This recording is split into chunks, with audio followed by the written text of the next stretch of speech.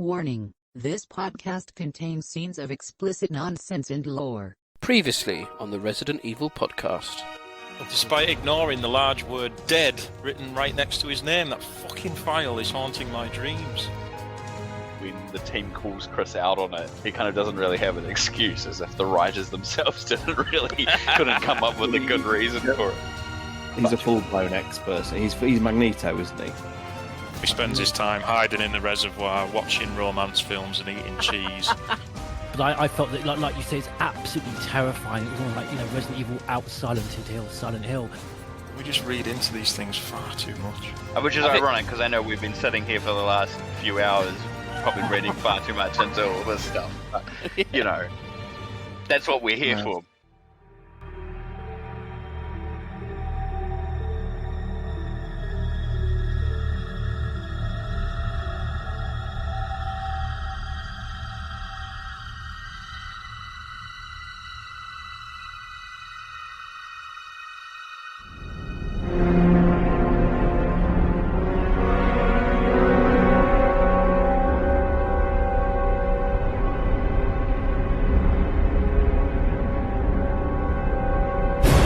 Resident Evil Podcast.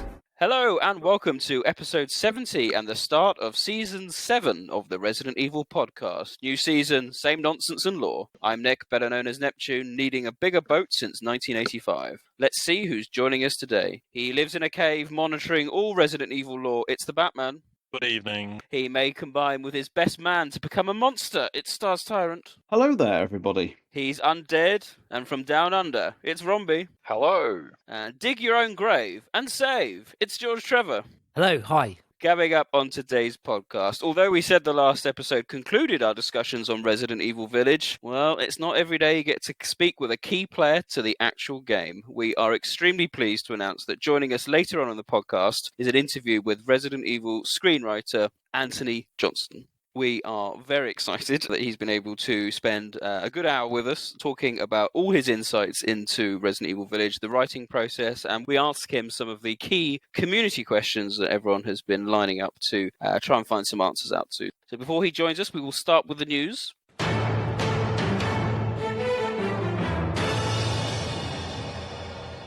First bit of news, live-action news. Oh yes, this has caused a bit of a debate. The live-action Resident Evil TV series has announced its cast. Oh yes, Lance Reddick has been cast as Albert Wesker. Other roles have yet to been officially confirmed, but we've got Ella Balinska, Tamara Smart, Sienna Agudong, Adele Rudolph and Paulo Nunes have all been cast in the... I don't know, it's not a reboot. We're not quite sure what it's going to be entirely. It's its own thing, isn't it? It looks to be, yeah. It's not clear if it's part of the Anderson-verse. It's clearly not the reboot movie, and it's clearly not part of the Anderson-verse, because there's an Albert Wesker in that. And there is a new Albert Wesker. That's caused a bit of debate, which I don't want to dwell on, but needless to say, Lance Reddick is an awesome actor, and I am very much looking forward to seeing his take on Albert Wesker. Yeah, great choice.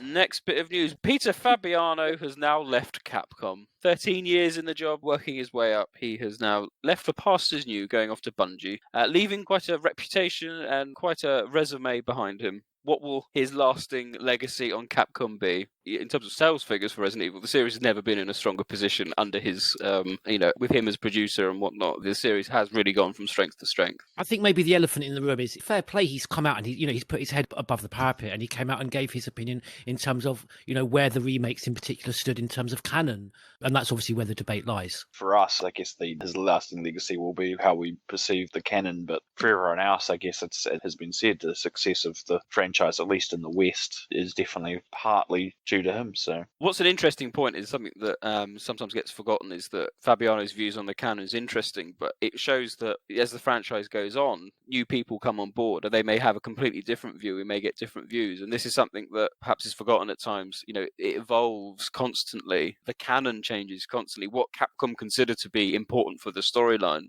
isn't what other people will think what's important for the storyline. Certainly old directors, old producers, it's not that this is fixated in any given time. This is what must be true, Mm. in inverted commas, because it entirely depends, what happens. And Capcom are the IP holder; they can do what they like. I was going to say, especially for a franchise that's 25 years old, And his comments just continue to echo in what is coming to be, probably the most referred to quote of Alex's from the interview we did with him last year, which was, ultimately in Japan, where Peter was based for many, many years, and he's obviously a fluent Japanese speaker. So he knows this firsthand for the people he must, engage with, is that this canonicity that we nitpick so brutally in the West is ultimately a much more of a sort of placid thing for them, in the East, which is canon. OG2, Remake 2, it doesn't matter. As long as you've got the core beats, it's irrelevant. And I think that's what Peter Fabiano was saying when he addressed those questions, certainly. Might not be the most satisfying answer for a lot of people, but as Alex alluded to, the Japanese opinion of it is it kind of doesn't really matter. You just kind of, adapt and move on.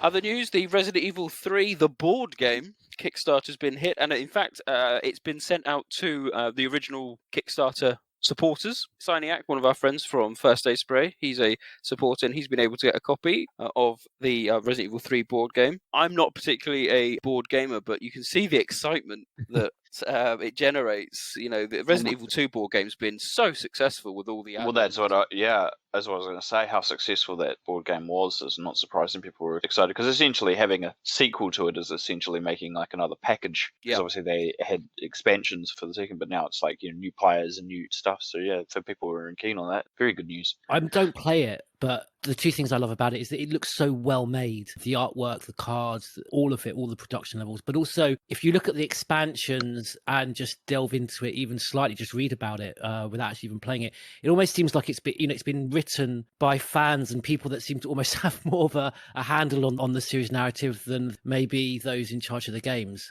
The details on the monsters, the board pieces, Nemesis, final form just looks, stunning. Sadly, I have zero painting skills, so it would be an utter mess if I were to have a go. Yeah, it's an impressive thing, and I'm really pleased that this has been able to continue onwards. And of course, always good with fundraising things like this, hitting their deadline and their quotas to get the game into production. So fantastic stuff. Keep an eye on that. If it's as popular as the Resident Evil 2 one, you should be able to find it relatively easily online, but also in shops. Certainly in the UK, you can get it quite easily at a lot of Forbidden Planet shops.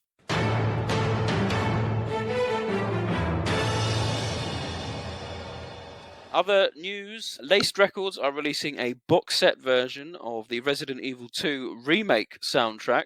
What's interesting about this is that Resident Evil 2 Remake is very, very, very minimal soundtrack. But, Rob, I'm going to bring you into this. When you were editing my video, our video, for the Remake 2 and 3 canon, which you can watch on YouTube, you actually found that the soundtrack is actually really good. It's just so quiet on the actual game, but when you actually listen to it in full, there's a couple of good tunes on there. Yeah, it's such a weird thing. It's such a minimal soundtrack in the game, and I think it's definitely underplayed. But when you actually listen to the tracks, I was like, there's some actually good tracks here and some good reapproached versions of other tracks from the original that are in there, and it's not a bad soundtrack. I'm kind of surprised there's enough for I think it's a 4-disc vinyl set. So it's a box set. So whereas most of the other releases have only been 2, so that's kind of impressive as well, I guess. But yeah, it's in a box setup this time because of the number of vinyl records. So I think it's pre-order release early next year.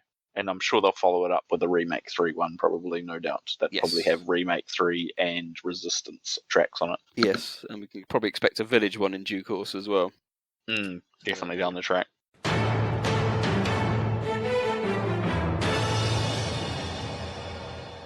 That is all the gaming news, but we do have some site news, so we'd like to thank our new patrons for joining us. That's Fen Rivers, Malakoda, Jimmy Joe Jangles, and Phil Rogers. Thank you so much for joining at Patreon. If you're interested, just head over to our website. There's a little button at the bottom of the webpage, and you can have a look and join us if you like. The major bit of site news, though, is our Biohazard 7 lore document has now been released. It's on our website, just under the features section. This is a collation of all the Resident Evil 7 supplemental material, exclusively released in Japan. This is all in one document, and there's some documents and articles in there that have never been translated completely before, so feel free to check that out. Batman, do you want to give us a bit more information about your process and what you've had to obtain and put it all together? Yeah, I mean, it just follows up from the one we did with 4. I wanted to put all the available supplemental material for 7 in one place, so it's available for everyone in one document. A lot of it comes from Tokyo Maru, who work officially with Capcom, obviously, to produce story lore for the guns that are featured in the game. So there is a lot of, quote-unquote gun porn in there about how these weapons work. But interspersed amongst all that is lots of unreleased story lore in relation to Blue Umbrella and the BSAA and how they work together. And as well as the Tokyo Maru stuff, there's the Kaita Shinso guidebook as well, which has been fully translated with all the story stuff. Some of the things we learned in Village were originally released in this book as well, which confirms its validity in terms of canon, in my opinion. So if you want to know a bit more about the background story of 7 and by extension 8, then I recommend you give it a read. Absolutely. A reminder, that's on our website, it's the ResidentEvilPodcast.com, and then just click on the Features tab, and you should see it right in the middle on the first line. Or if you're on the mobile, just sort of scroll down a bit, and you should see it, and it should download as a lovely PDF. That does finish all our site news, and I'm delighted to be able to say we are now joined by our special guest for this podcast, Mr. Antony Johnston. Mother Miranda is the cold, calculating ruler of this village. 4 lords serve under her. The first you've already met, the Lady Dimitrescu. The second lives deep in a valley of mist, the doll-maker, Donna Beneviento. None of her playmates have ever come back from that dank old estate. The third is Moreau, a being of twisted flesh that lives in the reservoir past the windmills. It is said that he is not the only monster that lives in those waters. The fourth and most dangerous is Heisenberg. He works in his factory on the village outskirts. And the project, let's just say parts of the human imagination are better left alone. So we are delighted to welcome New York Times bestselling writer Antony Johnston to the Resident Evil podcast. Screenwriter for Resident Evil Village, many Dead Space projects, Shadow of Mordor, and Zombie U as well. Quite the bio, so thank you for taking your time out of your schedule to come and speak with us regarding Resident Evil Village. I'd like to say with confidence how much we enjoyed Ethan's storyline in Village. He went through hell and back. For someone who really resonated with him as the blank canvas in Resident Evil 7, his struggles were very emotive and raw, and his sacrifice at the end. So just as a kind of introduction for our listeners, what was your general introduction to Resident Evil, and how familiar were you with the series lore? My introduction was... I've been aware of the franchise since its inception. I remember the first Resident Evil. I didn't play it at the time, but I remember it. I think 4 was maybe the first one that I played. I confess I'm more of a Silent Hill guy. I know. That concludes our podcast. Battle lines are drawn already. No, I mean, back in the early 2000s, I got big into Silent Hill and played all of those. But yeah, obviously, also familiar with Resident Evil, but not to the extent of, being a sort of lore expert or anything, which meant I had to do an awful lot of ginning up when I was hired to work on Village, as you can imagine. But that's fine. You get used to that, honestly. You can't play everything. You can't read everything. You can't watch everything. You can't play everything. And so it's not that unusual, especially in AAA series franchises, to get hired and go, oh, hell, I'd better do lots of reading up here, because obviously, I've seen the movies, but I knew the movies were nothing like the lore of the games. And like I say, I'd played a couple of the games, but never got heavily into the lore. So yeah, I just had to do my research, as you do. But like I say, that's not that uncommon with these long-running franchises, because, you can't play everything. Thank you. Yeah, no, absolutely. Yeah, is it 25 years worth of Resident Evil lore? Yeah. Right. And don't forget all the spin-offs and transmedia and stuff as well. And I'm sure you guys, because that's what you're into, I'm sure you do know it all, but I don't. Probably the only thing that I could, sort of talk authoritatively about on that sort of level would be the original Star Wars stuff, because I was, I'm old enough that I was exactly the right age when the first movie came out, and then when it hit big, and became this phenomenon, and then I got into the lore there and the transmedia and even the original role-playing game and some of the early video games. That's a world where I can go deep into the lore. But there aren't many. You can't focus on that many. So, as I say, it's not uncommon for a writer to be hired and then have to do lots of research. The good thing, getting away from the negative, if you like, and turning back to the positive, the good thing, of course, is that there is so much lore in Resident Evil. And not only is it fun, but also one of the, as you will know, obviously, one of the tenets from Resident Evil 7 that came through to this one was not that it's a break from the existing RE lore and continuity, because clearly it's not. Everything is tied together, but it's not slavish.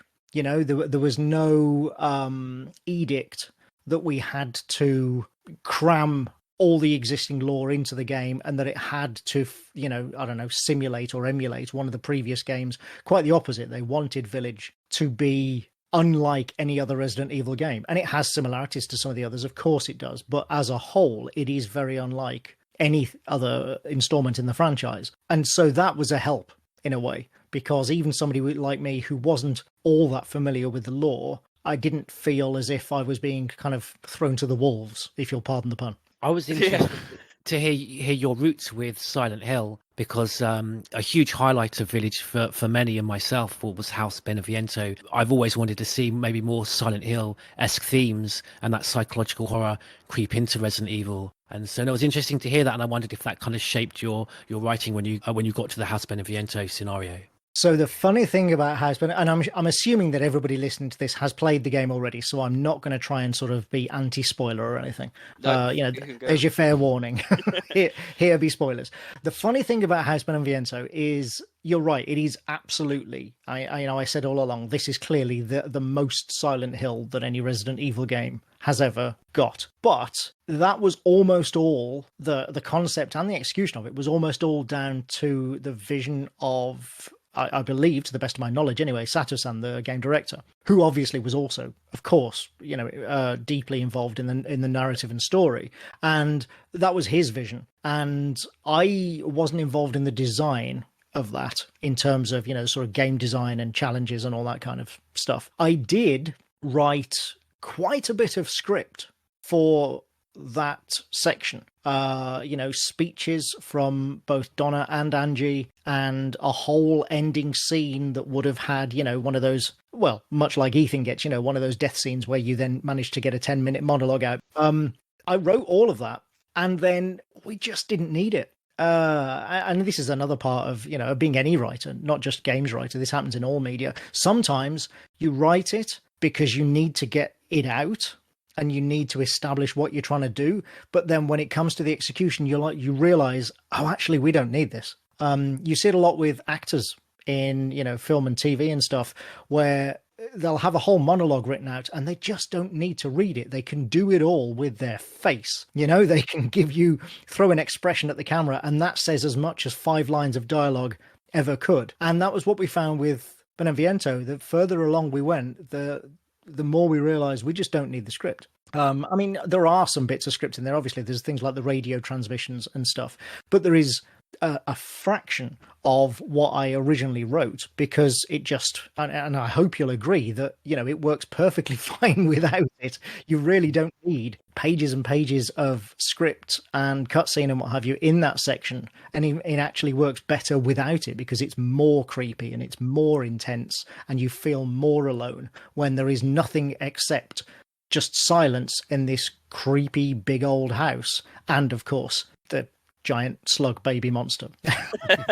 Which haunts our dreams. But it's certainly a lot of people, that was a real highlight. And I'm interested to see what you're saying there about, the minimal approach with some of the dialogue and discussing. How did that work in practice when you were cutting down parts or, amending the script? How did that work with Capcom and the other developers about how this was going to progress in the game? What's the writer's room like? Basically, I think it's an iterative process. There wasn't really a writer's room on village except when I was first hired, because obviously they're in Japan, I live here in England. So when I was first hired, I went over to Osaka in February 2019, I think it was, having already, I started work on it in, I think, October or November of the previous year, and then I went to visit the studio in February, and we spent a week sitting in a meeting room, the meeting room on the main floor of the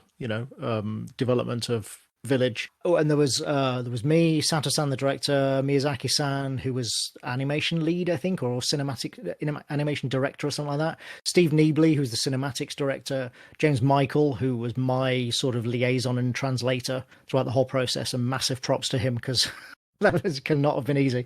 Dazaki-san, who was the sort of kind of Japanese equivalent of me, if you like, Japanese side of, narrative lead. And we all just sat in the room and figured it out. We started not quite from first principles because some of the design had already been done at that point. So there were certain things that had either, work had already started. So we had to have things like the villager's house, where Ethan goes with Elena and her father.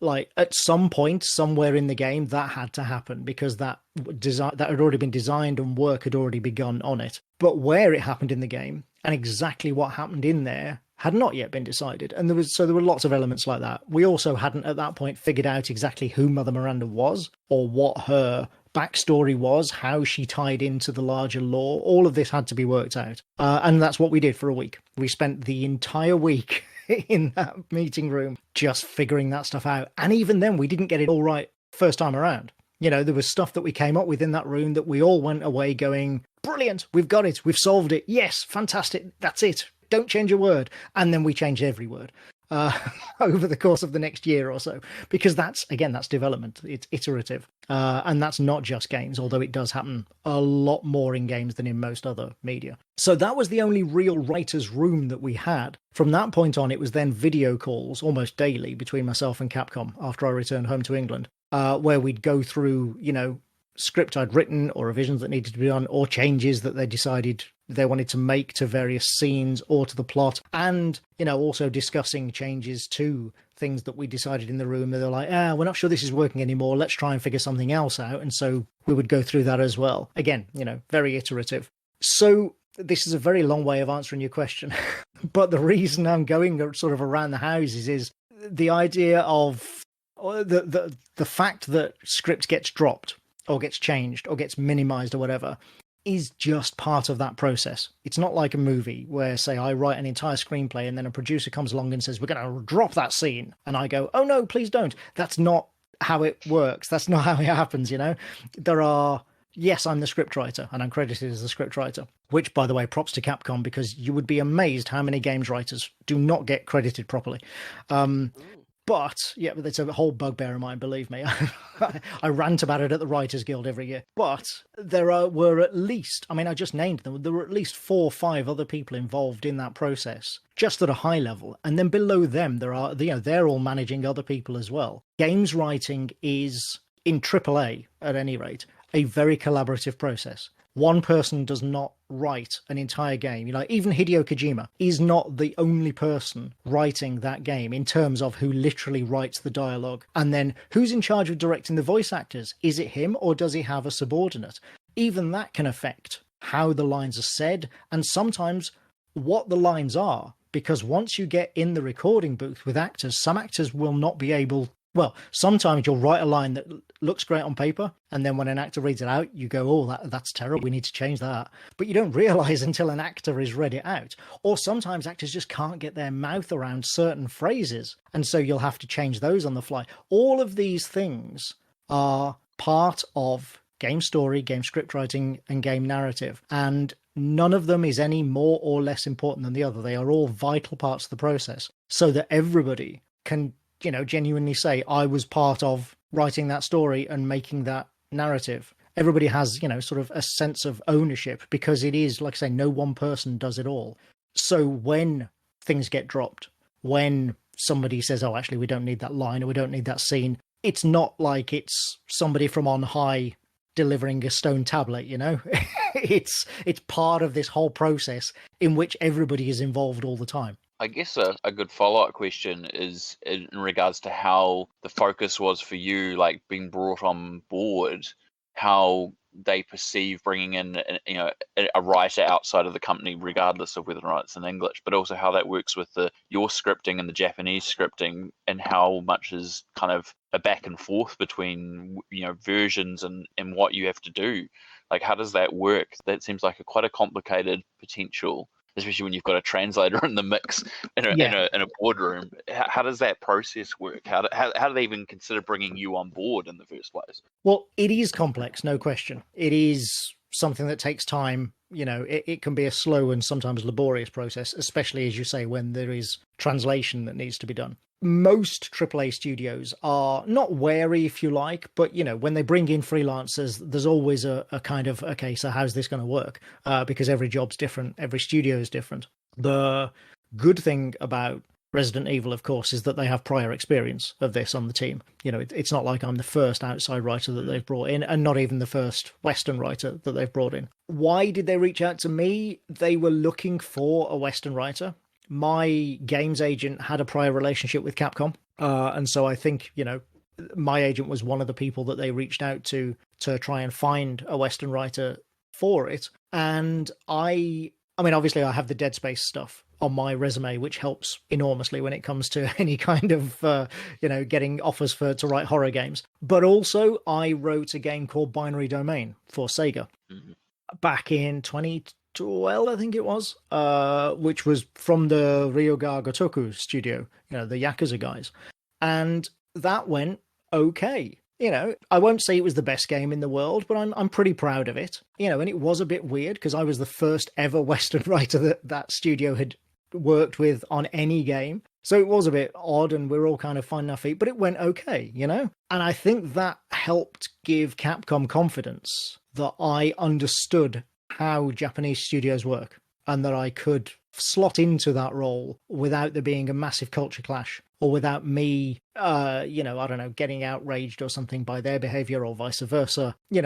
I think that helped make them think, oh, okay, this guy's probably a safe pair of hands. But also, the Dead Space work, working on Shadow of Mordor and Zombie U, of course, and then my other work, Atomic Blonde, and my novels, and all my graphic novel work, and, it all kind of adds up. So I don't know ultimately why they said, okay, you're the guy, but all of that played into it, I'm sure. And then, as I say, it's a very iterative process. All of the sort of the changes and the back and forth about changes to the script and changes to the storyline, it's all just, you kind of get used to it. There were scenes where I would write an entire scene, and then a week later I'd be on the Skype on them in the morning, and they'd say, oh, by the way, we've completely changed that scene, and here's a new previs that we filmed down in the basement with the animation director and a couple of flunkies,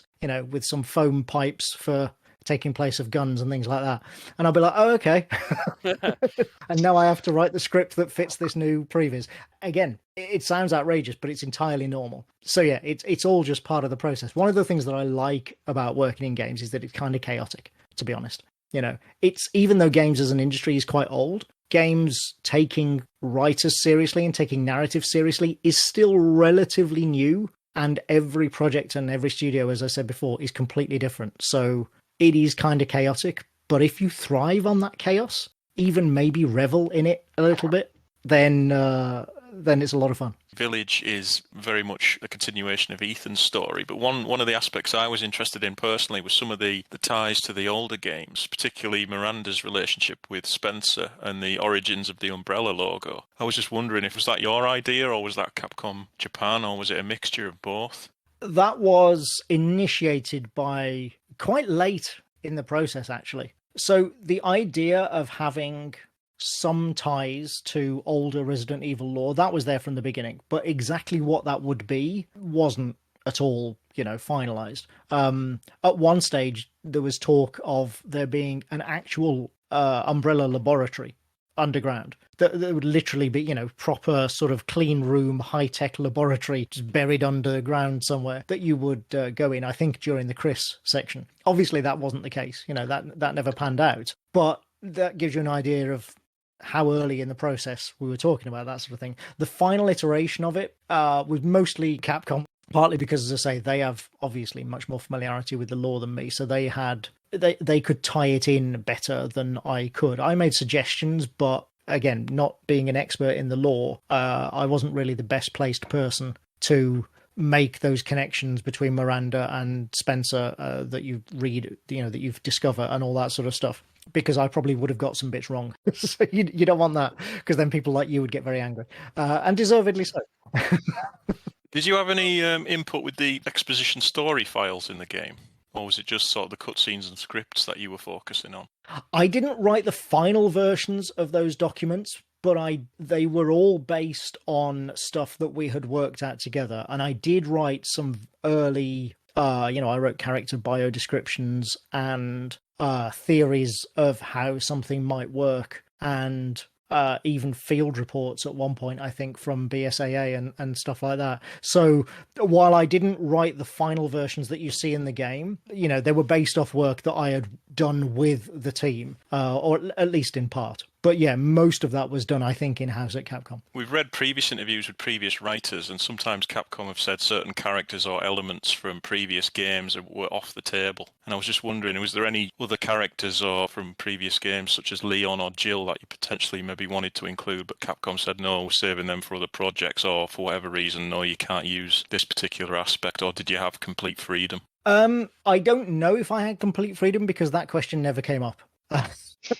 That we had the characters we had, and those were the characters that we always sort of worked with and knew would be involved in the game, and nobody suggested bringing in any other characters. So I genuinely don't know, and I don't mean in a way of, we were told and you cannot bring in any more, but the question wasn't even raised. So I genuinely don't know how Capcom would have reacted if I'd said, oh, well, let's bring in Jill or something. I suspect they probably would have said no, but I honestly can't say for sure, because like I say, the question never came up. Right from the start, it was very clear that this was Ethan's story, that it was going to be Ethan and Mia again, Chris would be involved, and everybody in the village would be an entirely new character. And that was set long before I got involved. It never changed. The Wolfhound Squad were a slightly later addition. I don't think they were involved, or at least they weren't, not to the extent that they are in terms of, having speaking lines and stuff right at the start. But it didn't take long for them to get involved. And obviously they're not characters on the level of, somebody like, Leon or Jill anyway. Nobody else, as I say, it was always going to be Ethan's story with Chris involved, and then all these new villains and monsters and what have you in the village. So the question just never came up.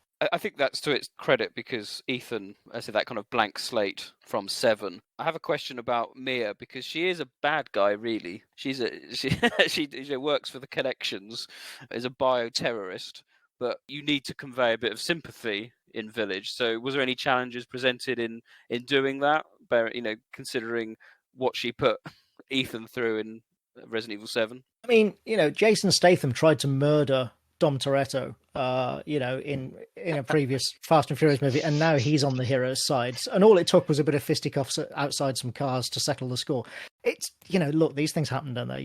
Bear in mind that it's also supposed to have been 3 years since the events of Resident Evil 7. So honestly, that didn't come up, other than we knew there would be some suspicion, and rightly so, on the part of players when it was revealed that Mia was still alive. But we didn't want that to be a focus, because we wanted this to be Ethan's story. We didn't want players to get too fixated on, oh, wait, is Mia a bad guy after all, sort of thing.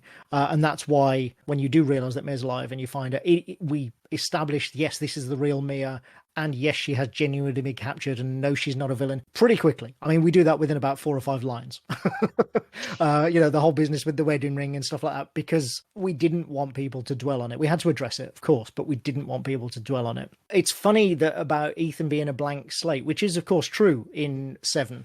And one of the things that I really tried to do, really worked hard at doing in 8, was to give him just a little bit more personality and make him a little bit less of a blank slate. And we could do that because we knew this was the end of his story. the problem with franchise characters, especially franchise player characters, is that you want the player to be able to kind of project themselves into them. And so that's why you have these blank slate characters. That's why Isaac in the first Dead Space game didn't speak. There was a fear that if he spoke, in the same as true of Gordon Freeman and stuff as well, obviously, if these characters speak, then you're defining their personality. And if that's not the same as the player, it can sometimes throw the player out. I'm not 100% on board with that theory, but it is a valid theory, and it's very, very common in game development. So that's why he was a blank slate in 7. That's not a knock on the writers of 7 at all, because that was the design of the game and the character. But with this one, we knew it was his end. We knew he was going to die properly, for real die at the end of this game. We knew it was the conclusion of his story. And so I was allowed, given license, however you want to put it, to basically give him a bit more personality. And I really tried hard to have him react in the way that any regular person who has seen this stuff before, but really does not want to go through it again, would react in those situations. And that's why he's a bit more sweary, he's a bit more exasperated, he's a bit shorter, a bit more terse with people. He really, really... Can I swear on this show? Yeah.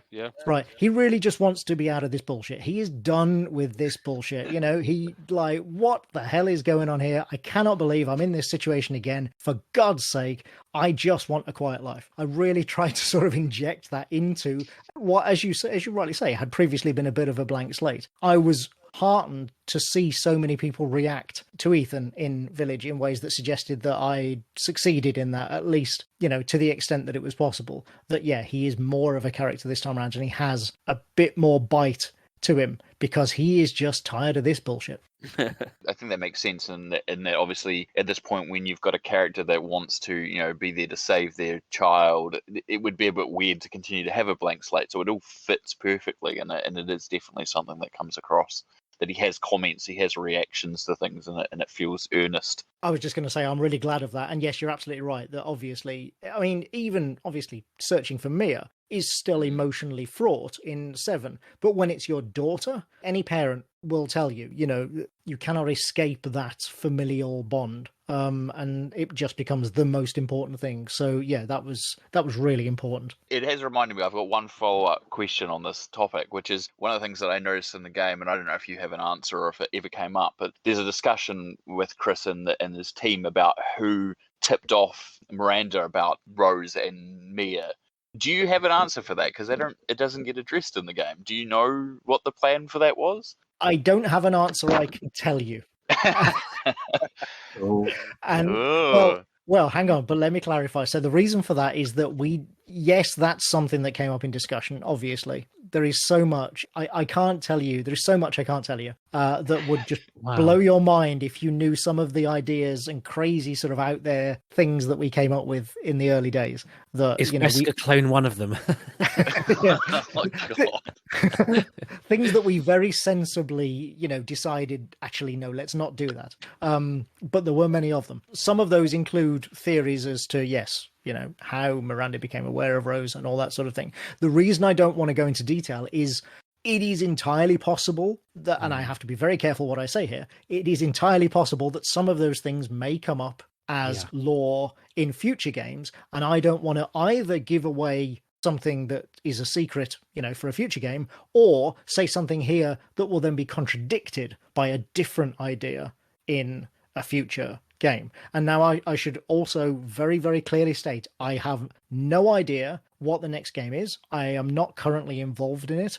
I have not been approached. I would love to be, but I have not. No, but just because these things take time, Exactly, very long time. Yeah, if they call me up and want me to come back for 9, I will happily do so. But right now, I'm sure they're in, pre-production that has really no bearing on anything that I could contribute. They've just announced that they're wanting to do some DLC for Village, but it seemed like it was a very short-placed decision because they didn't have anything to announce or say just recently. It just seems like they've been blown away by the success of it in the West, right. and kind of want to... So there's always a chance that some of the things that you did discuss or have been thought out may turn up in that. Exactly. Exactly, yeah. So like I say, I don't want to say anything that might put people's noses out of joint or spoil things for players. That wouldn't be fair on anyone. And like I say, I just want to be clear that, yeah, I don't even know for sure if they're working on a Resident Evil 9. I would be astounded if they're not. It would strike me as the height of folly. But I'm just saying, I have no insider knowledge on that front. But what I can say is, obviously, you've played Village, so you know where it's left at the end. That's something that could potentially become maybe part of the franchise in future. Will it? I don't know. This is not me saying that it will. I genuinely don't know. But, it doesn't take a genius to look at that and go, oh, I see opportunities here. You may have retroactively answered this question then, because the first teaser trailer for the game showed pretty much all exclusive sequences with just the villagers living their life before the incident unfolded. There's a really striking shot of Alana with a lantern, which looks like a sequence set in the dark. None of that trailer has made it into the finished version of the game, and I'm probably thinking you're not able to talk about it, but could you elaborate on any of the deleted sequences that it almost looks like we're cruelly not going to get now, because it just looks so fascinating? So I don't want to speak to what may turn up in things like DLC or future products, so I can't answer that directly. However, what I will say, and I know this because I have seen it in many, many other games so many times, is that what was in that trailer, especially the first trailer, the early trailers that you get for a game, is not necessarily based on anything that has been made per se. Sometimes you are looking at things that have been animated purely, and there may be an engine, but nevertheless have been animated purely for the trailer to look cool. I don't know if that was the case with that particular trailer. Again, I can't say for sure, but I know that is a thing that happens, unquestionably. And anybody who works in games knows that this is true. It happens in movies, for heaven's sake, with stuff that winds up on the cutting room floor. It happens a lot in games because trailers have to be released so far ahead of when the game is actually ready to look polished and finished and fancy. And so a lot of the time, sequences are animated or, coded in and what have you, and filmed machinima style, just to make the trailer. So like I say, I don't know if that's the case for sure with those scenes that you're talking about in that first RE trailer, but it is entirely possible. I'm curious to know, we talked about kind of where there was ideas already along the path. When it came to the enemy types and the lords, how much input did you have on that whole thing, how the enemies worked, what types of enemies you're going to face, and the lords and the monsters essentially they became? Was there an idea that was presented to you, or did you have pretty much freedom to kind of draw on whatever you saw? So most of the design was outside my remit. Certainly things like, making up lichens and various zombies and the king lichen and all that sort of thing was nothing to do with me, just because it's, just not my area. The four lords and Miranda they existed. They had been visually designed, although they weren't final. Moreau in particular changed quite a lot, actually. His look changed quite significantly from his original design to what you see finally in the game. Heisenberg was probably the one that changed the least, now that I think about it, actually. He looked pretty much right from the start.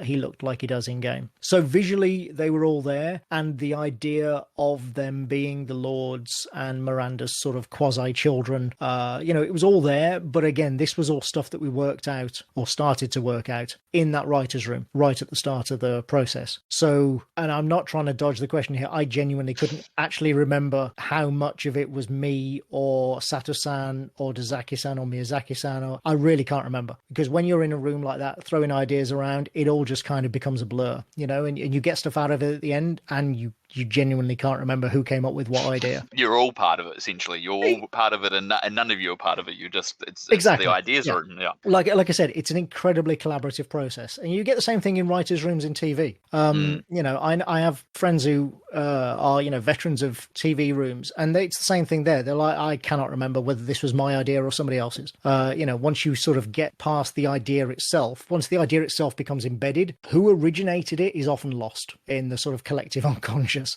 So, like I said, the visual design I credit almost entirely to Capcom. And I know Sato-san and Miyazaki-san both had, a lot of input into that, obviously, but not just them. Again, they have design leads and concept leads and animators and stuff who all contribute to this stuff. Again, very collaborative. The one thing I can say that I did and I was proud of was bring out the personalities of the four lords. In particular, Lady Dimitrescu, who we didn't really have a handle on her at the start. We knew that she and Heisenberg were going to squabble. That was an idea that we liked. That I think Sato-san may have come up with that to start with, and we liked that, and that was kind of, yeah, okay, we'll have that. That's good. But the self-righteousness of her personality and the sheer sort of, look down your nose contempt that she has for her siblings, I'm going to, sort of stick my hat in the ring, put my stake in the floor, whatever metaphor you want to use, and say that was me. And I'm very proud of the fact that I did that, because, I loved the fact that we had an older woman who,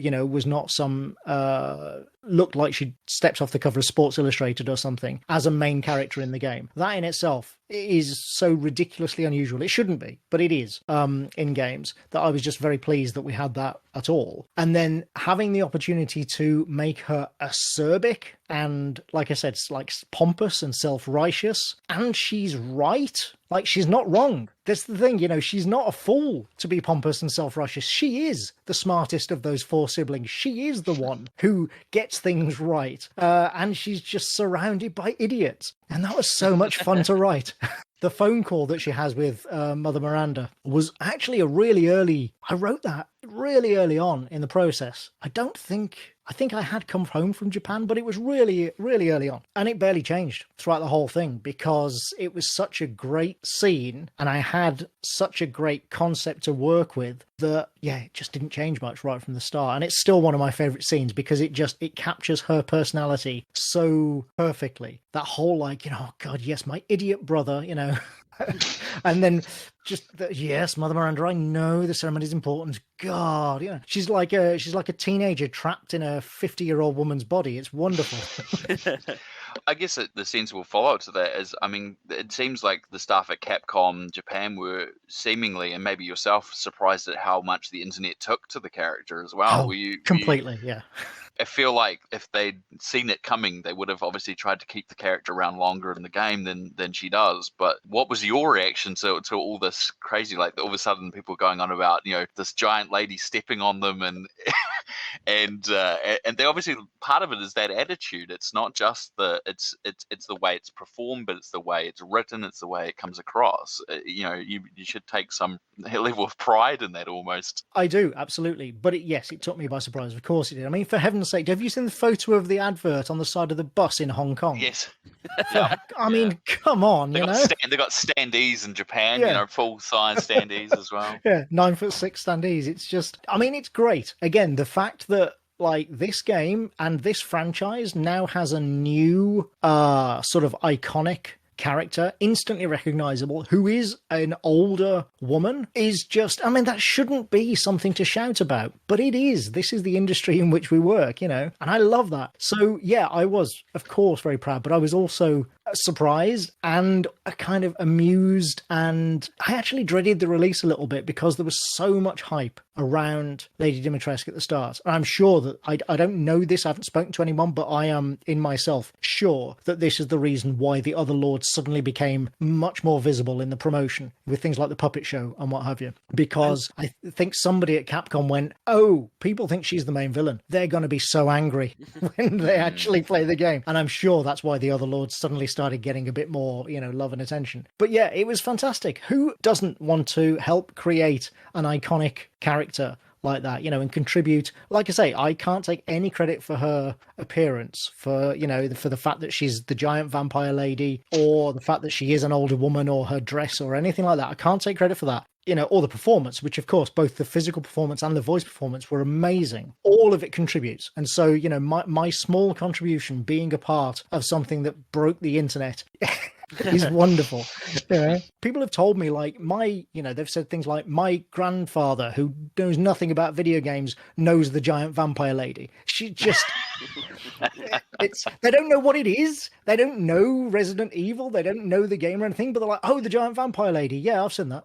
Can I just ask, Anthony, do you think there's anything to be said? Because we've had very iconic antagonists in the past, and that some fans have bemoaned because of the premature death of, and have wanted to see them carried on into other games. And of course, Lady Dimitrescu, I mean, she's made her mark in just one game. But do you think there's anything to be said in the fact that once these iconic antagonists are created, that maybe it would be good to see them, their narrative, their journey continued in sequels? I mean, there are arguments for and against that, aren't there? You know, on the one hand, everybody wants more of something good. On the other hand, you can have too much of a good thing. And there is a danger if you bring her back in, and regardless of how you explain it, you know, people will forgive ridiculous, oh, she wasn't really dead, Bobby steps out of the shower kind of explanations. You know, people will forgive that, whatever. But all of that aside, there is a risk if you bring her back in a sequel. If it's not as good, if it doesn't excite people as much as this game did, you taint the memory in retrospect. Yeah. That's always a risk that you take when you bring back characters that had that impact but who are supposed to be dead. On the other hand, you know, this is an industry, this is a business, and it exists not only to entertain but to make money while entertaining. And so I would be amazed if there aren't discussions going on at Capcom right now as to whether or not they should bring back the giant vampire lady. When we discussed Ethan, I was fascinated by that kind of Sixth Sense theme. I was very interested by the origin of that idea that, the twist at the end, that in fact he hadn't been reanimated by the mold, that he'd already died. And I just wondered where the origin of that idea had come from. I actually don't know. That wasn't mine. I think, again, that may have been Sato-san. But again, I don't know for sure. That actually came about... So we always knew Ethan was going to die. No question of that. We always knew he was going to die, and he was going to die taking out Mother Miranda and saving Rose. Of course he was. You know, it's the Hollywood ending. That was never in any question. But how he did it, and the reasons for his, resilience and the ties to the connections and all that sort of stuff were kind of in flux for a while. There were several ideas going around, and I wrote several different versions. And then, I won't say late in the process, but certainly later on in the process, Capcom settled on the idea, yes, that he had already died in 7 effectively, that he was always dead. He was molded all the time, which is, of course, extremely poignant and a hell of a sort of retcon revelation to show to the players. And so that's what I wrote, but that was not mine. And I don't say that to distance myself from it. I think it's actually a great idea. I think it was a really good way to sort of square that circle. But I can't take the credit for it, and I genuinely don't know where or with whom exactly it originated. Can I just ask a question about Rose and the ending scene, which was a first for Resident Evil in terms of what we think is a flash forward? That's what we believe. But there's some in the community think that Rose is aging quicker, similar to how Eveline did in Resident Evil 7. And I was wondering if you could settle the debate for us of whether it's a flash forward or whether she's aging prematurely. I cannot answer that question. It was a good shot, John. It was a good shot. I had to try. I'm going to go on this tangent as well, not because I know Antony can probably answer this, but I'm just curious. Like, obviously, the game was marketed as the end of Ethan's story, and it seems like in the time recently they've maybe considering whether or not that's going to change. Was that ever a discussion not to have Ethan die? Like, was that ever a consideration at some point? Can you mention that, or is it always that was the intent? That's what they wanted. That was always the intent. I think it's pretty safe for me to say that. Yeah, certainly from the moment that I came on board, that was the intent. I can't speak to what discussions they may have had before then, but certainly from the time that I became involved, it was always, this is the sequel to 7, and Ethan dies at the end saving Rose. That's, like I said, that was never in doubt. It was always going to be the case. One thing I will say, talking about that end scene, is I saw some speculation recently, somebody saying that they'd heard there was an early version of that scene that involved Chris. No, there wasn't. I don't know where you heard that. You hear some very, very strange rumors on the internet, believe me. Having been in various different entertainment businesses for the last 20 years, you would be astounded at how much absolute nonsense gets put around on the internet as actual, as complete fact, and it has no basis in reality whatsoever. And I'm, half the time I'm sure there's no malice behind it, but just, it makes me laugh. So let me just say, no, there was never, certainly I never wrote a version where Chris was involved in that scene, and I don't know where that rumor came from. I'm going to go on another quick side tangent. Sean and I both noticed the Hot Fuzz reference in the game. and we're wondering if there are any other little things that you snuck into the game that we know that you're involved in. Like we both had a conversation about it, and he posted it on Twitter weeks ago, and we thought it was, and then we know now from your conversation previous that you this was the case. Is there anything else that players should pay attention to that maybe you managed to get in there? The Hot Fuzz reference wasn't mine. Oh, it wasn't yours? No, that wasn't me. No. Oh. No, I actually, I'm not sure who came up with that. That might have been James. I genuinely don't know. But no, that wasn't mine. Different. It's different in the Japanese version, supposedly, is what I've been. Oh, really? Oh, Yeah. I didn't know that. Yeah.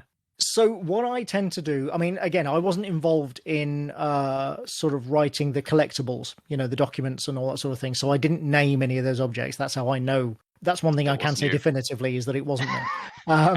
And also, as a result, I can say I didn't try to sneak any similar sort of, puns for names of objects and stuff in. That said, I am known for occasionally dropping, a reference to Motorhead lyrics or, things like that in there, or a Hawkwind album or something, into my scripts. I can neither confirm nor deny whether there are any in Resident Evil Village. But it is something. It is something that I have been known to do throughout my career. What about that boulder punching arsehole? Was that you? Because that was brilliant. No, it wasn't. It wasn't. I wish I could take credit for that one, but no, that was. Do you know? Actually, I think that might have been James, because that technically was a bark rather than a cutscene, and that was mostly down to James and Dazaki-san, I believe. So no, that wasn't me. I laughed. Of course, I laughed when I heard it for the first time.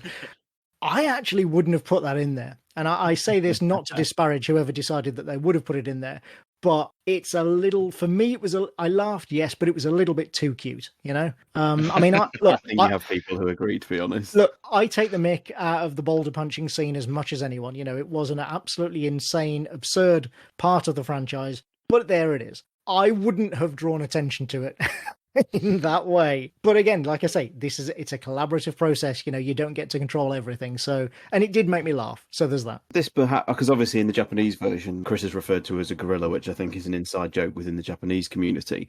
And this obviously leads, one of the most hotly debated things within the community is which takes the lead in terms of like the storytelling and ultimately canon, because there is quite sometimes vicious debates amongst the community as to like whether the core Japanese script is the canon and any differences to the English version. You always tend to go the Japanese. Obviously, we know in more recent years, we believe it's written in English first and then translated into Japanese. Is there much truth to that? And could you sort of elaborate, if you could, which does take the lead more? Was it like more your writing, or do they inform each other kind of thing? Well, first of all, I'll say I'm relieved that I thought this was going to be a question about Wide Chris with his new character design image, which again, nothing to do with me.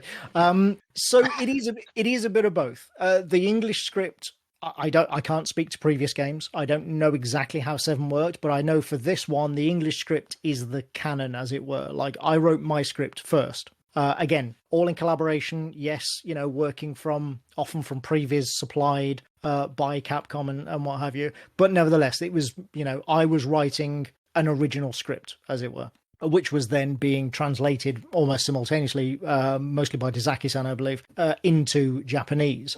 But of course, part of that is translating, and part of localization in general is translating cultural references and keeping, as you said, references in localized versions of prior games in a series. So the stuff about, referring to Chris as a gorilla. I didn't write that, but I have no doubt that Dazaki-san, when he was, translating and localizing back into Japanese, would have put references like that in there. But in terms of, when you have something that's localized like this, and especially something that has been originated in 2 different languages, it's so hard to say what is canon and what isn't. All I can say is that, I wrote my English script first, and then it was translated into Japanese.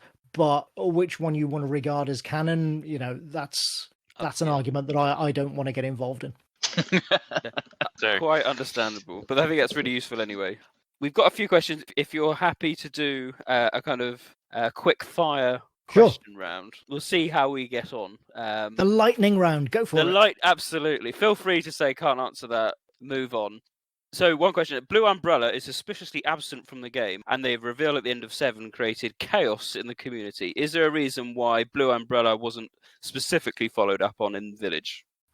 Just because it was BSAA. I mean, that's the reason, but it's not a nefarious reason. It's not, it wasn't anything like, it wasn't anything nefarious or specifically anti-Blue Umbrella. It was just like, no, Chris and BSAA are the sort of, the 2 points of relation to the lore in this game. Do you think the BSA deploying bioweapons is an intentional clue for where for the next game may go? I could not possibly comment. Thank you.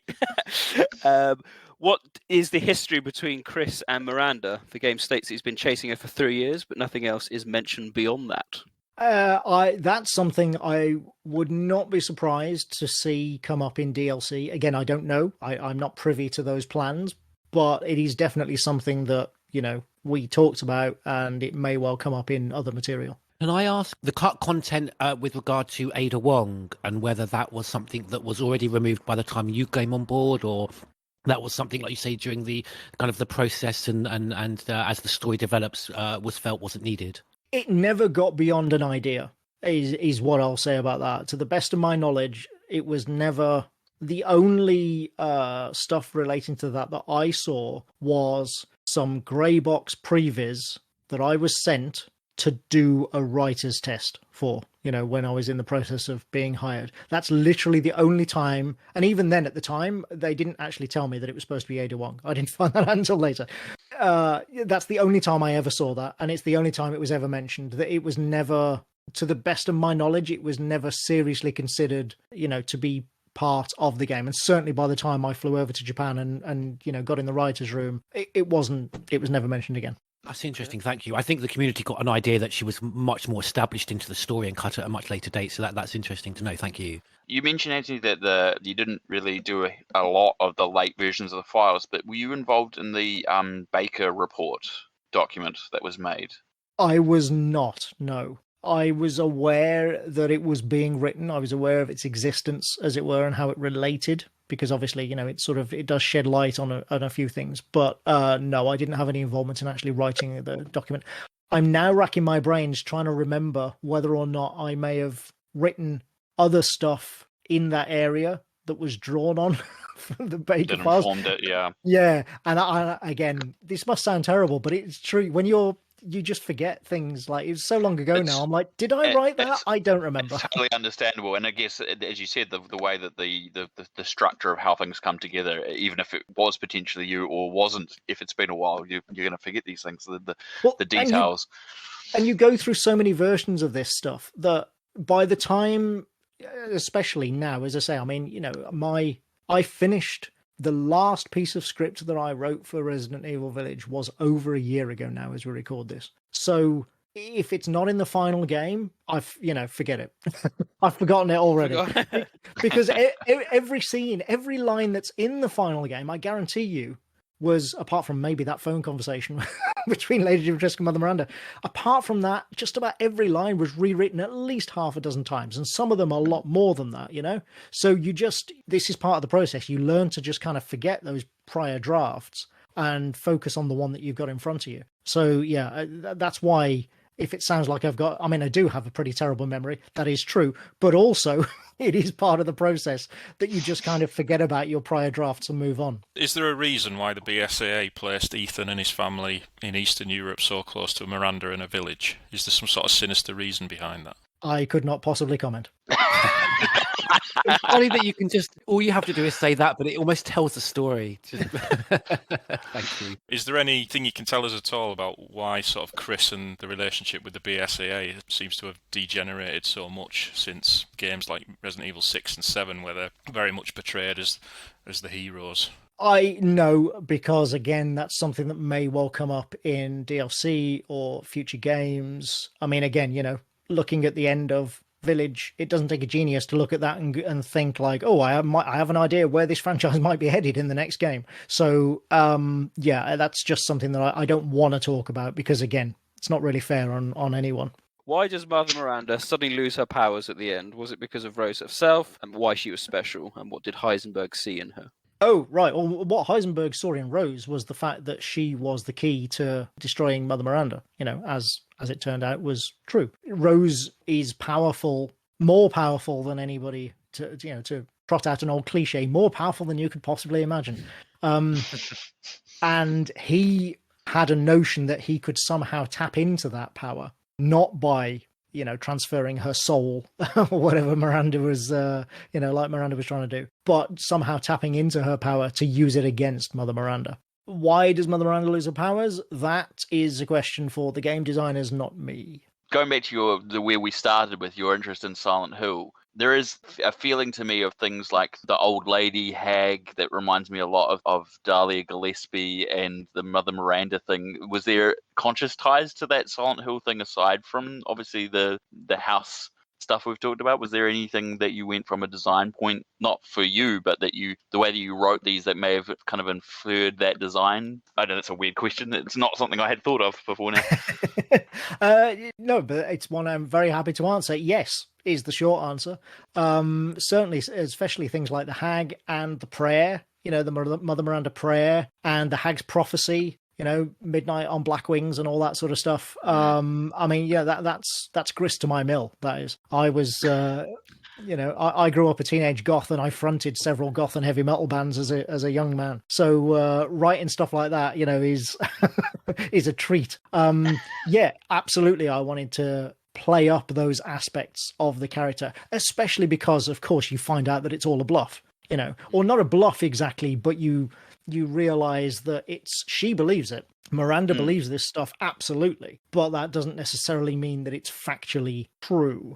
It doesn't necessarily mean it's not either. And that's the ambiguity that I love and that, any good story, I think, calls for. But certainly, yes, that things like the village prayer and the hag's prophecy and all that sort of stuff, I really lent heavily into the spooky vibes on that. Because, again, you don't get the chance to do that all that often in a Resident Evil game. So when the opportunity's there, of course I was going to grab it with both hands. Well, I think that does wrap up our time with you, Anthony. I'd like to thank you for dedicating a decent hour with us and sharing your experiences in the writing room with Capcom and creating, from my point of view anyway, one of the most complex and engaging storylines. I think I said it in our review podcast, my favourite since Resident Evil 5. Oh, that's fantastic. So it certainly struck a chord with me. I loved Ethan from Resident Evil 7, so I was delighted to have a direct sequel. So it's been really interesting to listen to your comments, and thank you so much for answering our questions. You're welcome. It's been a lot of fun. I just want to say from a personal point of view as well, you mentioned about, wanting Ethan's story to sort of have resonance, and I can certainly tell you that at the moment he drops to his knees in the ending, with his job sort of completed, I think is one of the most emotionally devastating moments we've had in the series. So thank you very much. You're welcome. I'm just glad that people have enjoyed it. It's the reception has been, I think, beyond what anybody expected, certainly myself included. So yeah, thank you. Time for Neptune's Biohazard quiz. 25 years of Resident Evil. 10 years of the Resident Evil podcast. Expert knowledge is needed in what we call the quiz. This was my only opportunity for a point this week. I'd just like to announce everybody that this is 0 points for me this week. Thank you. Bye-bye. We've talked about the games straying too far from the origins. This Resident Evil quiz, we're now getting Spice Girls as the correct answer. I mean, it's time to quit. Welcome to Neptune's Biohazard quiz.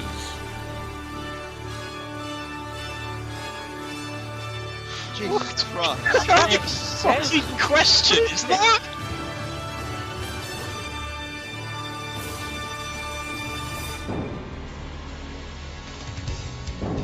Batman.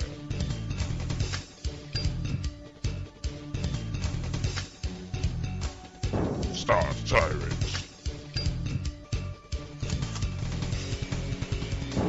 George Trevor. Robbie McGregor. Mr. Spencer.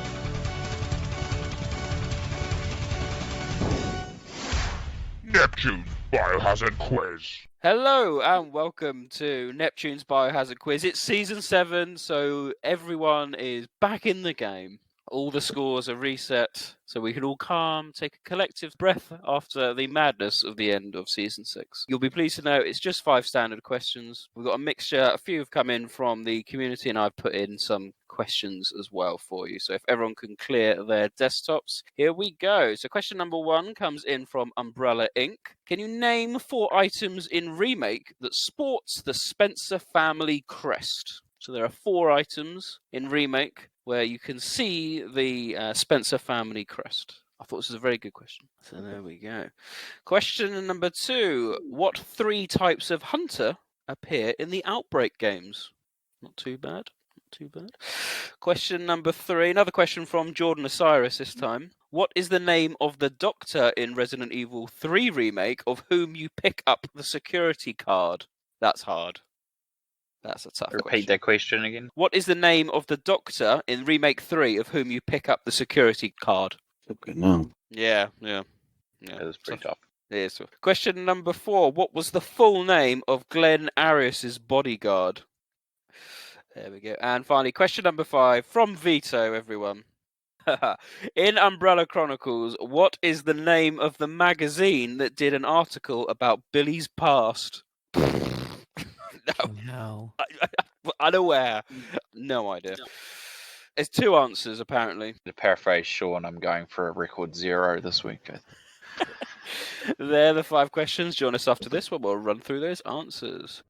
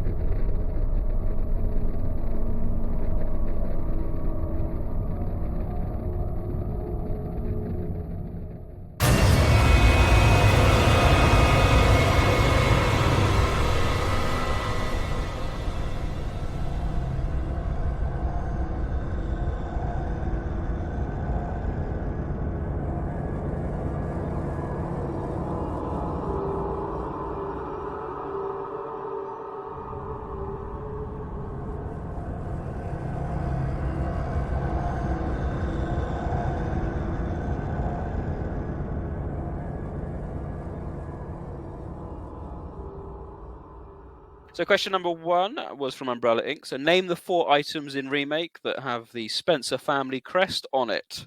George Trevor, I'm going to start with you because you are a big Remake fan. I am, and I was going to thank Umbrella Inc. because I think he's given me the opportunity to perhaps get more than 0. Okay. So the Spencer family crest is on the jewellery box. It's on both the emblems, like tarnished, bronze, but it's kind of rusted version, and then the gold version. Mm-hmm. And then, of course, the key for Spencer's little office. So that's 4. Yeah, that's your 4. Okay. Yes. Stars turn. I knew the stone object and the key. Spencer key. I couldn't remember the 4th one. Okay. Romby? Yeah, I had the stone and metal object, or the metal object and the emblem key, but that was all I could remember. I forgot the jewellery box, but now as soon as GT said that, I'm like, yep, okay. Batman? Yeah, I only had the key and the stone and metal objects as well. But I thought the gold emblem which you swap with the wooden one to put over the fireplace might have it on, but I'm not sure. Okay, points to Batman and George Trevor, correct. You jewellery box, emblem, gold emblem, the stone and metal object, the metal object, and the brooch/emblem key. So there's 5 options there. So points there to Batman and George Trevor. Well done. Question number 2 was name the 3 types of hunter that appear in the Outbreak games. Stars Torrent. Hunter Gamma, definitely. Hunter, I only know it as 125. I can't remember the Greek letter that is assigned with it, but it's the spined hunter from below freezing point. Mm-hmm. And then there is the mini versions of that in End of the Road, but I can't remember what their sort of call sign or Greek designated letter is. So Hunter 125, the mini variant of that, and Gamma. Okay, Romby? No clue. Outbreak is my weak point, so yeah. Batman, what about you? Whatever everyone else says. I've got the Hunter R, MA125R, the Hunter Gamma, and the smaller version, which is the Hunter... I don't know what the Greek alphabet pronunciation is, but the MU. MU, okay. George Trevor? No, I'm completely in the same boat as Romby. No idea. No, just I need to bloody play Outbreak. You do need to play Outbreak, my friend. Yes, points So there much lore. to Batman and Stars Tyrant. Yes, Hunter Gamma 124 Gamma, Hunter 125R, and the Hunter Mew is the correct. I'm going to give it to Sean. Does the 125 not have a Greek letter assigned to it then? No, it's just R. So, yeah. Oh, right, okay. I thought the R was the mini ones. Interesting. No, the Mew is the smaller ones, but there we go. Yeah, it's a bit like the Tyrant R as well, I suppose. Okay. They like their R's in Outbreak. There we go. What can we say? Question number 3 came from Jordan there. What is the name of the Doctor in Remake 3 of whom you pick up the security card? This is tough. You really have to have examined the security card to know that one. Batman, did you know this one? Dr. Rick Douglas, MD. Someone must know what I'm on about there. No, I was going to say, is this a joke? I don't know it. I get the feeling this is a reference to something, but George Trevor? No idea. I was going to say Dr. Bard until you said it was really difficult. Yeah, you don't pick up Dr. Bard's card. It's the other I've got one. no idea. No, this is really hard. Romby? Dr. Acula? No, I don't know. I have no clue. Is Jordan going to stump you all? Stars Tyrant? Barry Jones. It's close, but it's not right. No, it's John Ralph. Dr. John It's that close to Barry Jones. John John Ralph. Your Jim Bowen, here's what you could have won style retort to that. Question 4 is easier, though. What was the name of Glenn Harris's bodyguard / best man? What was his full name? Start time. Diego Luna. Diego Luna, right. I only know Diego. I don't know his surname. Okay, Romby? No idea. All I know is he died in a terrible explosion that looked like a Looney Tunes cartoon. Yes, it did. Do we have a name at all? Any name? No. Got nothing. George Cannot Trevor? remember. I've only seen this film once and I forgot it about 10 minutes later. I've got no idea. It's for the best, GT. Trust no, me. No answer. No, sorry. No. Batman, can you put them out of their misery? Diego Gomez. Diego The Gomez. big brute guy. I don't Big brute remember the guy, name. yes, Yeah. correct. So full point to Batman. I'm going to give half a point to Stars Tyrant for Diego. Well done. Very good. And finally, question number 5 from Vito. This is ridiculous. In Umbrella Chronicles, what is the name of the magazine that did an article about Billy's past? If anyone has questions about this as to where this magazine is, please direct your question to Vito. I have absolutely no idea. Romby? Prisoners Monthly. I was going to say Convicts Monthly, yeah. Convicts Monthly has a better ring to it, GT. I'll Don't give you copy that. my answer. I'm not. It's the 1718 debacle all over again. I'm just saying it has a better ring to it. I'm not copying it. I'm just saying I wish I had said convicts rather than prison. Is that your answer, George Trevor? Yeah. Convicts Monthly. Okay, Stars Tyrant. Mother Love, an interview with a Queen fan. Oh, that's a good one. I'd love to give that as a point. Batman, do you know this one? I do. I think it's from Umbrella Chronicles. I think it's called War's Power magazine. It's the correct answer. Wow, well Simply done. outrageous. Wow. Oh, you're a machine, Batman. Oh, unbelievable. Well done. There we go. So let's have a look at those final scores. The winner this week, starting off as he means to continue, Batman, with a mightily impressive 4 out of 5. Well done, sir. In second place, with a respectable 1.5, is Stars Tyrant. With a solitary point is George Trevor. And the usually reliable Romby with 0. It goes to show how shambolic this quiz is, Nick, when you're calling 1.5 a high score. And to be fair on Romby, I think it's like 5 a.m. in New Zealand at the moment. So there we go. Congratulations, Batman. That does finish the first Neptune's Biohazard quiz of the season. Join us next time when we'll have some more questions.